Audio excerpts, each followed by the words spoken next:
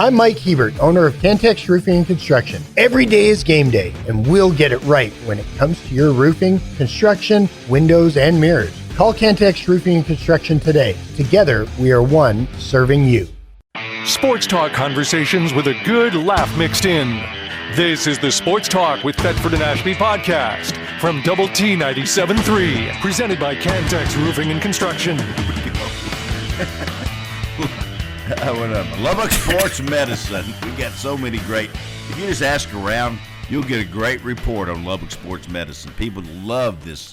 These doctors, they love the whole thing. It may be our advanced age, but I can't go a week without talking to somebody that's either been or going. And they love Lubbock Sports Medicine. And they do a great job for you. So people from all over this part of the country come into Lubbock just to go to Lubbock Sports Medicine with this great team of doctors.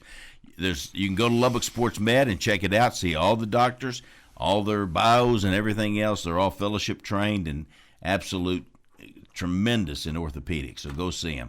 Tide Dry Cleaners, this is 5-star dry cleaning and laundry right there. You're looking for 5 stars, the best of the business, go to Tide Dry Cleaners, 4511 98th Street, also 19th and Quaker. They'll be your new dry cleaning laundry place. Sports Talk with Thetford and Ashby returns on Double T 97.3. I'll add 10 seconds to that. All right, welcome back, Gary. You had something on Tide? Well, no, at Tide Dry Cleaning, here's what I like about it. I'll be at work, and a deal will pop up and say, your laundry is ready. Yeah. So I know it's time to go get it. Yeah, for all one of us. For you. Well, All-American Needy, we want you to do your bid on All-American. Well, I got a chorizo burrito today for the first time, and I was a little leery. I thought, I might not like this. Oh, no, it's a repeater. Yeah. It's beyond good. So I got great breakfast burritos, great breakfast in general out there, and then specials every day. If you get the opportunity, go out and see Abel and Desiree and all our friends out there at All-American Eatery. Brittany and the whole crew. It's a great place. It's out there where Bob's Liquor Store used to be. You guys know where Bob's Liquor Store used to be. Yeah, I'm sure they do. All right, so we're going to have Coach Dickey on here in just a minute, and he's got something going on. They're having a baseball tournament. I think this grandkid thing has really got him. He's all involved. Tell your quick story about your daughter. We're talking about David said they ought to run a clock in baseball and all. Yeah. And I went to my granddaughter's basketball game last night, and they do run the clock. Praise the Lord, they run the clock. Yep. Because my granddaughter's team only got it past half court once in the first half. Do you get any points for that? Well, no, you don't get any points for that, but it was exciting. The crowd went wild. All right, Coach Dickey, I heard you got some grandkid stuff going on. Good morning, guys. You must be hard up for guests. Everybody must be asleep in San Francisco this morning. You're our best one. You're our favorite. I don't know about that. No, we're a little bit superstitious, Coach. Hey, going to those grandkids games, the best thing. Yes, I'm sitting here at the baseball park right now. We're getting ready to do a little doubleheader today, so life is pretty good. What time do you start? We start at 10 o'clock, so we're in good shape. All right. I was about to say, if you had a doubleheader starting at 5, it wouldn't be all that great because you'd miss the tech. NCAA. Yeah. Well, I know choices are tough sometimes, but being able to see these grandboys play baseball is a pretty good priority, just like seeing your granddaughter last night. You're way too young to have grandchildren. Yeah. Thank you, Coach. Snap out of it. Both of you. Hey, I wanted to ask you something before I forget this. So I'm looking through my phone sometime. I can't remember when. And so it was last night. I saw it. And there's this picture, and it says, celebrate 100 legendary seasons. Show your Red Raider pride with this limited edition Texas Tech men's basketball 100th anniversary tee. And the guy that's holding it up is on our show right now. And it's only $15. When did you do that? I have no idea what you're talking about. Yeah, he may not remember. Okay, I'm going to send it to you. It's a picture of you holding up the 100th anniversary T-shirt. You didn't? Really? Yeah.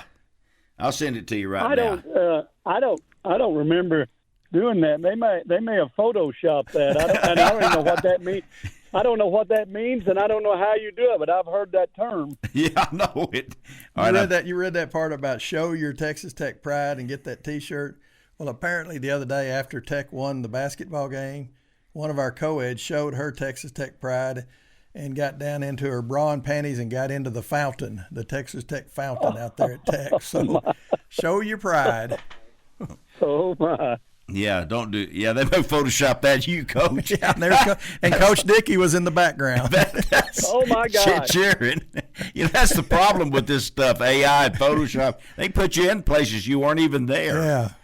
Well, I'm trying to send this to you. Absolutely, and then it goes on the internet, and everybody believes it. Oh yeah. Yeah. Well, it's going to get to where nobody believes anything. So. Well, all right. What'd you think you about Texas? You got to question a lot of things, and you got to question information anymore. That's for sure. Well, not if it comes out of your mouth. So let's get some stuff out of your mouth. What do you think about the Elite Eight right now? Well, I'm really happy for Grant and for the Red Raiders. I tell you, one of the things that he's done. You guys coached, and you know this because we work on it. Chemistry is something that's hard to develop. And it's hard to beat once you have it. And if you don't have it, it's hard to get. And I think Grant has done a tremendous job with this team in giving them confidence. And they have the chemistry that they believe, hey, we're going to win every game. And I think that's a great attribute. Now, they have talented players. But, well, when you're down 16 points in a game and then you have the ability to come back and they made big plays, but they believed that on both ends of the court and in timeouts. And I was really impressed with the way that Grant, his staff, and the players kept their composure because Arkansas had really played a really good game there till about the last 8 minutes. You know, I'm watching Grant on the sideline, and I'm thinking he doesn't know what's going on for sure. Because I could tell he thought he knew we were going to win. He acted like he knew we were going to win. I'm just like, and he told the team in the timeout, we're going to win this game. And I love that attitude. I think that's and when you watch them, you don't win as many road games as they won this year. Yeah. And you guys know that. I don't care what league you're in or what level you're playing. It's always hard to win on the road. And you don't win on the road unless you have that belief and that confidence and the attitude, hey, something good's going to happen. Somebody's going to make a play. We're going to win this game. And they have carried that, even though they have, they've been injured. They didn't get off to a great start in conference, but, man, they have gotten better. And Grant and his staff have done a terrific job. And I think that's a key component of the DNA of this team. It is. Well, how do they beat Florida, Coach? Have you been scheming on how you beat Florida? They seem almost unbeatable. No, Tech's got some. They'll have some matchup problems for Florida. I think they'll bring those big guys out on the floor. Toppin may have to come away from the basket. Now they're big inside. They have shot blocking ability, but when Tech brings people away, they're hard matchups. They can create double driving lanes. They do a good job of overloading the floor. They really read the pick and roll great and dive into the basket. Their skip passes are tremendous, and they're hard to guard off the dribble. I think Florida will have some, even though you look at what is Tech's challenge is certainly the size, and then Florida has some guys that can really shoot from the three-point line, but Florida will have to guard Tech off the bounce. And Tech has the ability to shoot the three, but then they can get by you. And you take Williams, he can take a smaller guy inside and terrific finisher around the basket. He is. But then he can bring a bigger guy away and shoot the three. And they do a terrific job of penetrating and pitching. They get the right mismatches on switch. They get the isolations they want. So from that perspective, I think it's going to be a difficult matchup for Florida on how they're going to guard Tech, especially in man.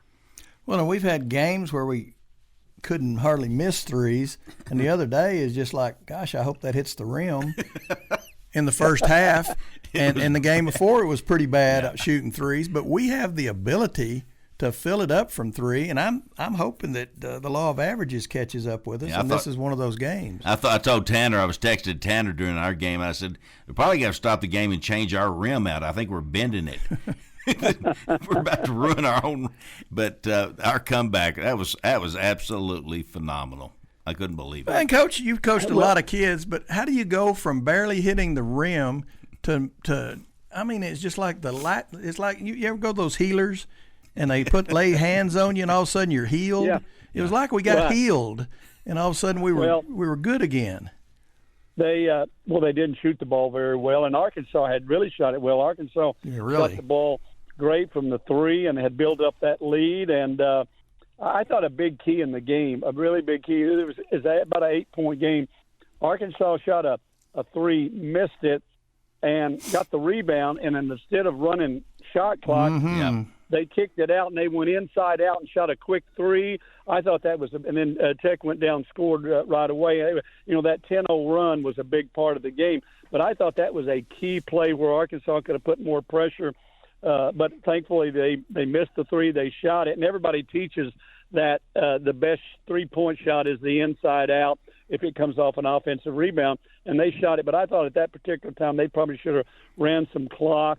But for Tech, in a positive way, it turned into a basket on the other end, made it a 6-point game. And, they just made some shots. But, yeah, you go – shooters have great confidence. They're going to – I don't think – my opinion is Tech is more balanced. They're not really a streaky team, even though in the first two games of the NCAA tournament, they probably shot too many threes in the first game and didn't win. Yeah. And then in the second game, they did a great job of being balanced and going inside and attacking Drake in the paint.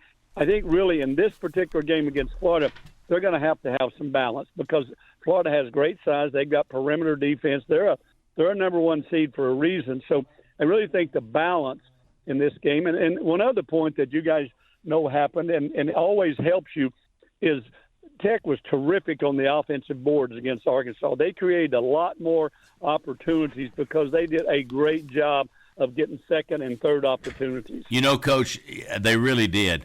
But the other part of that is, you know, they were talking about we on the offensive boards we were great. Well, the problem is you're missing shots. So that's why you got offensive boards.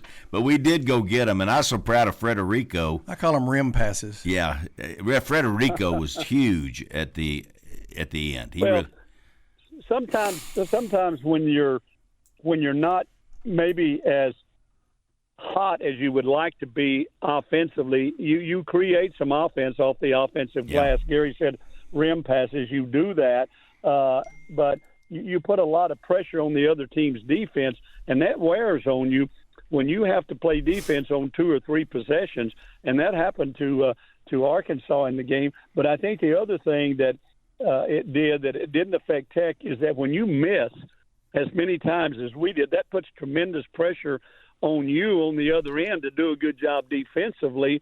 But I thought down the stretch that Tech was really good, not only when they got hot offensively, but I thought their defense, I thought they made Arkansas take some tough shots. I thought they challenged them at the rim. You mentioned Federico inside, but I thought the perimeter defense was good. They did a better job of keeping Wagner out of the paint. They changed his angles and made him drive. Even in that last shot at the overtime, he didn't get a downhill angle from the free throw line. They forced him to the short corner, which made it a tougher shot for him. So I thought their defense was good. Christian Anderson, Coach, he can play defense, and he was the guy that was on him at the end and did a tremendous job. Yeah. That was containment of the ball. Containment of the ball is one of the hardest things anymore because of so many pick and rolls. People try to get mismatches, and guys are harder to guard on the ball. But if you can contain that ball and you don't let them turn the corner at the free throw line and you force them more toward the corner or toward the short corner, that's tougher for the offense. But when you let guys get downhill and get in the paint with good angles, that's not a good situation. We used to call that the sweet spot. If you can get in the sweet spot of the court, it puts a lot of pressure on the defense. And I thought late Tech did a good job of keeping them out of the paint and keeping the angles to where it was forcing Arkansas into tougher shots. I'm sure your friends know John Calipari. Is he? I'm sure he's a good guy. You always say nice things about people. I like John. I always liked John, and people can criticize you for different things, but when you look at the job he's done over the years, obviously he's a Hall of Fame coach. Yep.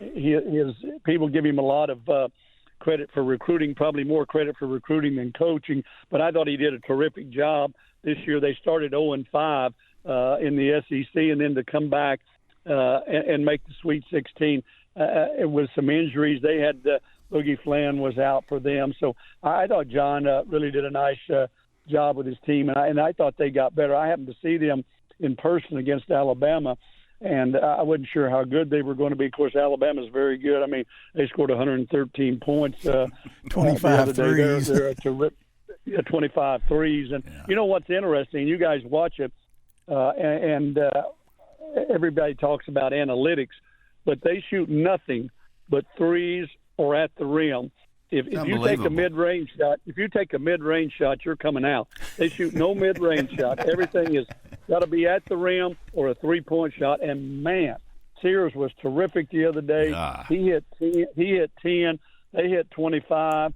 And even my grandson, he goes, he's a papa. That's 75 points. That's pretty good math for you, but that's pretty good math for you. And he said they scored 113. But you really don't see that much. No. In the Sweet 16 round where you have that much of an offensive explosion. Usually possessions are more valued, but it certainly wasn't with the Tide. Well, do you think that they'll move the three-point back where the NBA is? Because it's getting easy. It wasn't so easy for us the other night, but sure looked easy for Alabama. I don't know. I think we've got I like the three-point shot where it's at. It might go back universal where everybody's the same. It could go a little bit deeper. Then you're going to have I think you'll probably see the percentage go down a little bit because, just a little more space makes a lot of difference with a lot of shooters. But it'll be interesting. One thing I want to say about the tournament, and you guys follow this, and you do a great job, and we've talked about it being one of the great sporting events over a 3-week period. The thing is disappointing, and we talked a little bit about this last week. Yeah. There's no Cinderellas in the Sweet 16. I know it. I hate that. And I don't think there's going to be going forward. You're right. It's going. You're not going to see the upsets this year. We saw McNeese beat Clemson, and McNeese had a lot of terrific athletes, and they've had a good run down there for 2 years. But you're not going to see the upsets that we have seen, and maybe somebody making a run to the Sweet 16. Or you go back even to Jim Larinaga and to Shaka when they took George Mason and they took ECU to the Final Four. I don't think you're going to see that anymore. Hey, Coach, let me ask you, do you need to go? Because we're coming up on the break. No, I'm good. All right, stay with us through the break then. One more segment. This is great. Thank you, Coach. Coach James Dickey, everybody. And I sent you can look at that picture I sent you during the break here. All right, I'll take a look. All right, we'll be right back with Coach James Dickey, so stay tuned. Thanks, Coach. Welcome.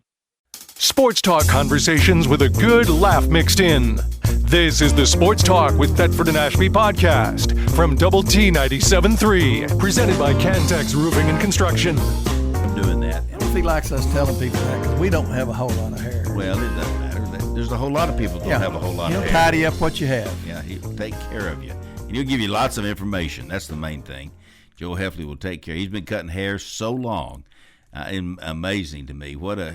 He has stayed the course and done a tremendous job, built a great career. HC Thrash Clothing Company, you talk about another place that's Howard Thrash and the company he has built since 1989. And he has developed the very finest in men's clothing stores right here in Lubbock, Texas. Yep, and don't forget Jeremy. And one of them's at one store and the other one's at the other, and I think the next day they flip-flop, so they've been together a long time. They have been. I mean, Jeremy's probably been there 20 years. I have trouble with those numbers.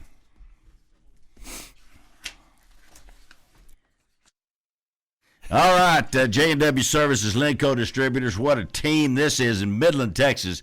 But they help people all over the Permian Basin. I mean, everywhere. You're in the oil and gas business.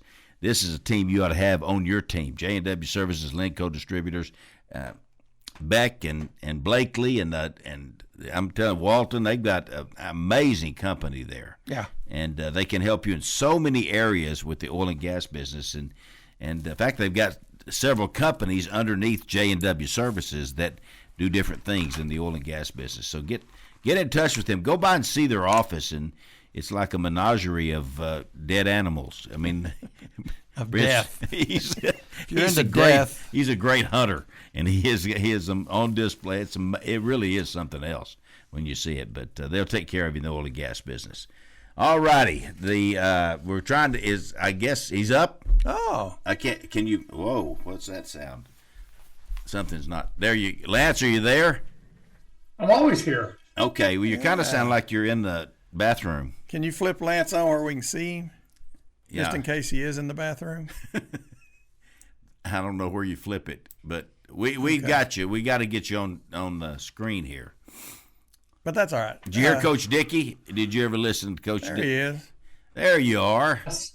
Last 10 or 15 minutes, I was out doing some work, and then I came in and turned it on to make sure y'all didn't miss me. We feeding the horses, feeding you're animals. The key. You're the key to the championship. I know. Lance, last week after we got through, sent me a text. You got to have me on next week because I'm the key to us winning. Well, believe me, we'll have you on next week if we win. Winning. Yeah, if we win today, you're on next week. So book it. Hey, yeah, it's almost. I should be on anyway. Yeah. Well, you're right. Tell us your dog's name again. Whiskey. Okay, that's right. Whiskey. What's that shirt you've got on? I can't. It's It's American. Lemmy for president. Lemmy Kilmister, the lead singer for Motorhead. For president. You've been in Colorado too long, son. You need to come back to Texas. Well, what did you think, Lance? So you're watching the game. You and Nancy were watching the game the other day, and you're thinking, what has happened to us? We were watching it. We went up to our favorite place to watch the first half, and of course, Nancy, she gets so excitable during games. If you sit next to Nancy, you're liable to get hit in the head, elbowed in the throat. You just never know what's going to happen. So I'm sitting with her, and I could just tell she's just thinking, this is just not going well. This is probably the end. And I said, if we can cut the halftime lead to, I say 6-8, and I think was it Williams that hit a shot right before half? Yeah. And I can't remember. It put it between 6-8, and I said, if it's 6-8. We're playing as poorly as we can possibly play. We can't hit shots from the outside. We're missing easy shots on the inside, and we're only down 6, 7, 8. Well, and Arkansas is hitting everything they're throwing up. Exactly. And then, of course, second half started out horribly as well. So, it just didn't feel good, but I never gave up because it seems like we play better and more confident from behind. We start chipping away. We get 2 or 3 stops. We hit a couple shots. All of a sudden, their 12-point lead is down to 6. You can see them tightening up. You can see us just playing loose and almost like we have nothing to lose because everybody in the world thinks we're already going to lose this game because we're playing so poorly. And then all of a sudden, things turn around and we end up winning a game. We just seem to play better like that. Well, I've noticed that in the entire tournament. I've noticed that if a team's down 15, you just assume that here in about 10 minutes it's going to be a 2 or 3 point game. Yeah. Nobody gets up 15 and win by 30. It just doesn't seem like it happens. Yeah. I told Nancy, I said, we may not win this game, but we're not losing by 17. This is going to be a game where we cut it down to 2 or 3, and then we miss a shot. We have to foul them. They get some free throws. We lose by 6 or 7. But it was really a 2 or 3 point game. But we'll be right in there. They're not going to take this 10-point lead and push it to 20, and then it's going to be an ugly 82-55 loss. That's just not going to happen. No, and you were right. Yeah.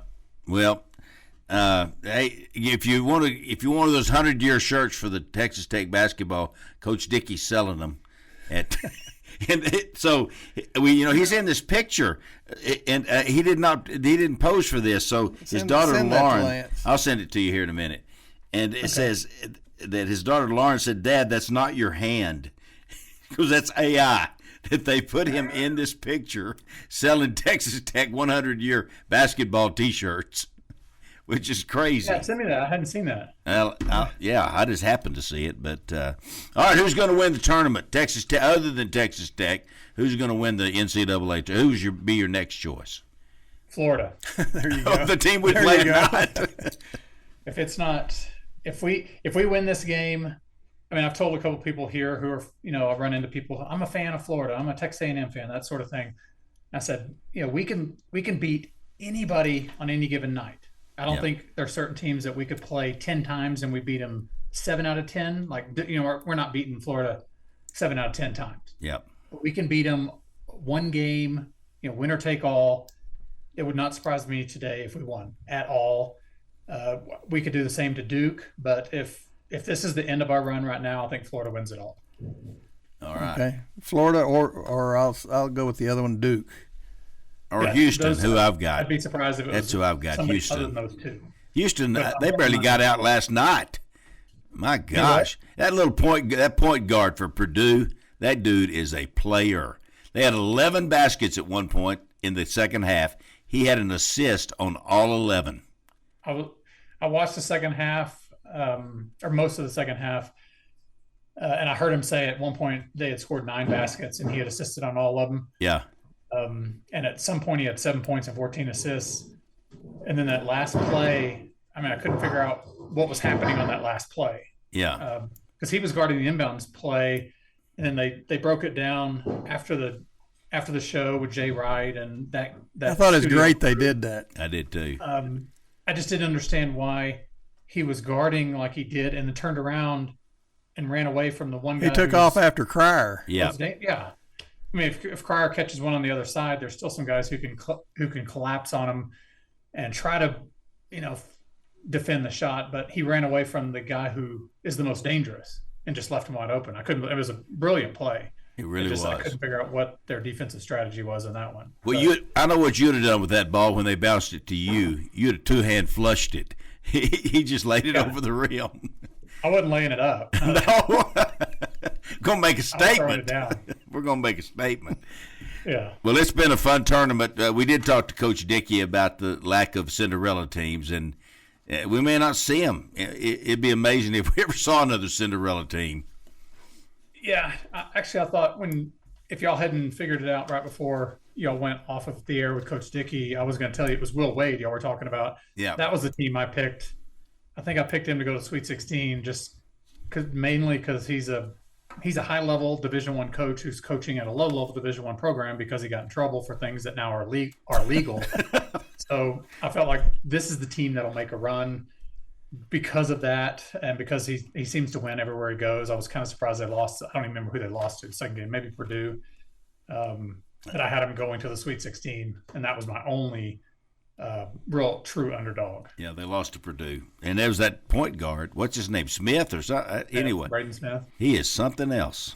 Yeah, he's got a weird beard, but he can play. Yeah. And when you say underdog, I don't know if we're going to – that word may go away over the years because I don't think we're going to see underdogs maybe one or two every year or two. I mean, it's just not going to be every year that we have a Cinderella story. I don't think it's going to happen. And it's hard to get those teams in there when anytime they develop somebody who could be a program-changing player, they're gone.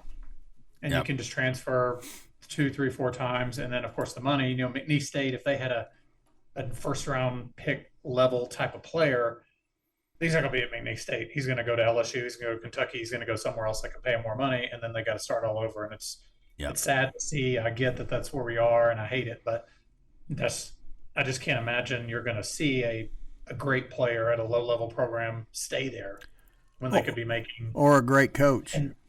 Great coach. Yeah. I just think about one of y'all said it or maybe Coach Dickey said it, that, these guys, this might be the most money they ever make in their whole life in 1 year because they're not going to – most of these guys aren't going to go play in the NBA. If they're going around playing around Europe, they're going to make some money. But some of these guys make so much money, and it's hard to look at that and say, should I stay here at McNeese State? Somebody's paying me $80,000. Or, here's Texas Tech offering me $600,000, and my parents make $52,000. Yeah. What do you think? What do you think JT Toppin's going to do? He came up, he could get drafted, but he's making a lot of money at Tech, and should he stay? Should he stay compared? I think he should stay either way because.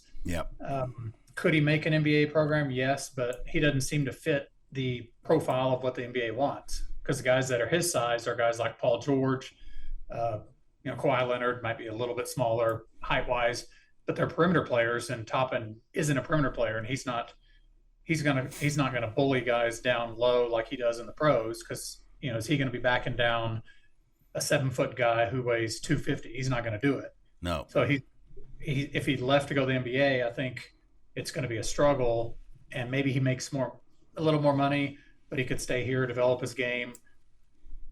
I don't know why you would ever leave our program, because we're clearly a program that can make a Final Four run. It's not like he's making a bunch of money at a team that's going 15-15. Yep. So he's got the best of both worlds. We're going 28, we're 29-8 or whatever we are, one game from the Final Four, and he's making more money than the three of us combined for the rest of our lives. So why would you leave that? I don't get it. Well, talk about. But some kid will do it, and then they'll go somewhere else, and they'll have a crappier season on a lousier team, and think, I should have stayed at Tech, or I should have stayed wherever they were. Yeah, where I was happy. Yeah. All right, you were a fan favorite when you were here. Have you ever sat down and thought, I wonder what I'd be worth? I don't even know what these guys get paid, to be honest with you. I did ask when this first started. It's probably the first or second year this happened. So there weren't guys that you're hearing were making $1 million+ dollars. That would have never been in the realm of my thinking. Like a 19-year-old guy scoring 14 points a game could somehow be making $1 million. And I asked the son of one of Tech's big donors, and I just said to him, "What do you think a guy like me? What would I make?" And he said probably 250 to 300. And to me, I thought, "Oh my gosh, that's $1 million in 4 years." Yeah. And now here, a couple of years later, you could have guys making $1 million. I heard we have a friend here who's an OU person, and I said I heard that we had offered $1 million to Aaliyah Chavez, and he said, "I've heard that OU was at $1.5 million." It's where they are. That's because Tech was there. We were there too at $1.5 million. For a female basketball player coming out of high school, they're at 7 figures. Yeah. She's an amazing player, but you'd have never dreamed that this could happen. And she really is great. You'd have a guy, someone on the men's team of the greatest program, who has the most money, a player would make $1 million, let alone on the girls' side. Like a Duke. Like what's Flag making, I wonder? Oh, I bet he makes multi. Well, he's on major commercial. I mean, I see him on commercials all the time. He's probably making at least $5 million. I bet he is. Yeah. Which is fine. He's a recognizable person. It makes total sense. But some guy on a team, you couldn't pick him out of a lineup, and somehow that guy's making $350 a year. It just blows it away. Yeah, well, that's where it's at. What do you think Stan Bonowitz would make? He'd make less than me, but he'd probably make about. I wanted to give you that opportunity. Nowadays he'd make 500, but hopefully I'd be making at least 600. So he'd be behind me. That's all I care about. I knew that I'd set you up for that one. Y'all come to Lubbock one day together. We got to get y'all in here together to have on the show. That would be so fun. It would be good. Y'all need to bring the show up here because it's hard for me to leave, just in general. You could come to Tech. We'll have a reunion of the greatest players, and you can come be a part of it. We put together a reunion of the greatest white guy who were left-handed players. And then it would just be Stan and me just standing there talking to each other. Well, that'd be entertaining. But it would be, yeah. I mean, I would pay to see that. If it's far enough off, we could throw Toppin in there. Yeah, but he's not white. Oh, that's right. Never mind. Yeah, he's out. Toppin could join our group. He could. Yeah, I don't know how we get him on our church team. We dominate if we had Toppin and Williams. We dominated anyway. It was not even. It was. I bet people are still mad about that. They were like, "This ain't fair," and it wasn't fair. It's too bad. It really wasn't. No, they should have been paying players like y'all were paying me. Yeah, no, I was getting free chiropractic service from Kyle Cinderella. That's exactly right. He'd take care of you. Oh, Well, I can't wait for the game tonight. I'm kind of apprehensive because of the way we played the other day. But sometimes you play bad and then you come back and go, who are these guys? That's who I remember us being. Well, we have nothing to lose. I mean, there's outside of the Tech fan base, I mean, one half of 1% of people are sitting there thinking Tech's really going to win this game. Yeah. I think everybody thinks Florida's going to win. Yeah. To go out and just play, surprise the world because nobody's expecting you to win this game. I got outside of the Tech fan base. Nobody. I had one of my clients just about 30 minutes ago send me something and said, Tech versus Florida, what do you think? And I said, it's going to be a good game. And he said, I don't think Tech's going to win this. And he's not even a basketball fan. Yeah. Well, Vegas doesn't think so. I think it's 6.5, but that's not a huge. That's not a huge line. Yeah. Hey, we got about 30 kind of seconds. no man's land. 30 seconds, Lance. Say something deep. Give us some deep thoughts. He's already said everything. Yeah, I don't have many deep thoughts. I hope that today I am as shocked as I'll ever be because this is a game that scares me. Yeah. But again, this is a game we absolutely could win because we've seen Florida a couple times this year play poorly. I don't expect them to, but we play really well from behind, and we play well as an underdog, and there's no way we're a favorite here. So we go in with the underdog mentality. That's a game we can win, and we're on to the final. All right, Lance. Appreciate you, buddy. Next week we'll do it again. Go Tech. All right. See you later, buddy. Thank you. Send me my check. Sports Talk conversations with a good laugh mixed in. This is the Sports Talk with Thetford and Ashby podcast from Double T 97.3, presented by Cantex Roofing and Construction. I don't know. I feel like different for each kid. Yeah, I really do feel like it is that way because to me, old school, you want to kind of be like, if you don't want to be a part of this, then move on. It's right. Thank you for your services, but good luck. But I do think there are some instances, especially with how the landscape is right now. Like there's a lot of money out there for these kids, and some of them really need to take a look at it. I mean, if they have an opportunity to make more money for their family, then maybe they should do that. Yeah, I don't know. I'm on the line. I'm on the fence about it, But for us, we would have individual conversations with those kids. Would you have gotten more than Cheryl Swoops? Probably. Yes, don't you think? I mean, come on. There's no doubt about that. Maybe a more realistic question: would there have been any money left for the rest of y'all after they paid Cheryl? No, and we would have all been okay with that, to be honest. Because that's the deal. Yes, and to be honest, that's how we were because we knew, we understood that. So it's funny. That instance is funny because we knew what she could do for us, and we loved the opportunity to go win. And she did it. Absolutely, she did. All right, so we lost Jordan Merritt, but we haven't had her all year, pretty much. No, we didn't. We lost her in December, early January. January. Now, And does that was a big loss. sort of knock you off kilter for? I'm not going to say the whole year, but that's got to factor in. Absolutely. So we lost her right in the middle of that first little skid that we were on, and. Would she be your best player, your second, one of your top two or three? She was a senior leader. Yeah. She was the only 5-star athlete out of high school on our roster.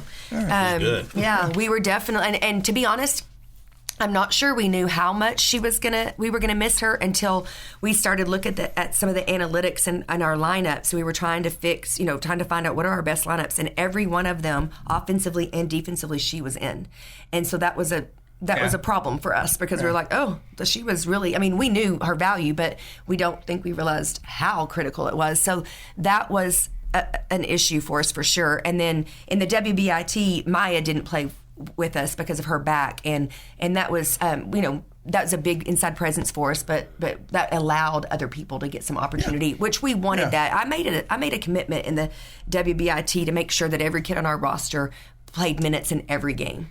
And I thought that was really huge for us. She's 6'6", Maya Pete, but we've got, I can't even say that. A Chol. Maggot. A Chol Maggot.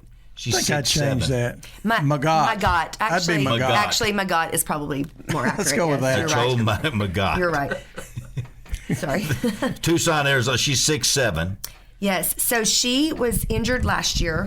She actually hurt her knee her senior year in high school, and we pretty much redshirted her. We did her freshman year. So this year was her first year, and got limited minutes early, but really helped us in the Iowa State game because obviously she's 6'7". Yeah.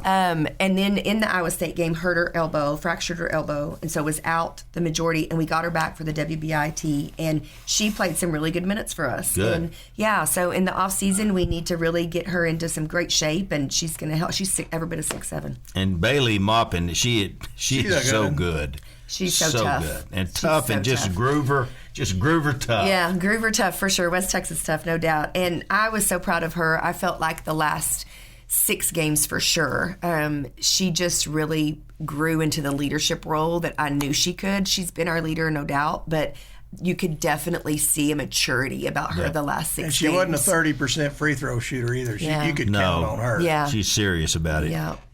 In fact, up until I think she missed one. Yes, she did. Late. It was off the technical foul she Did you missed yell at on.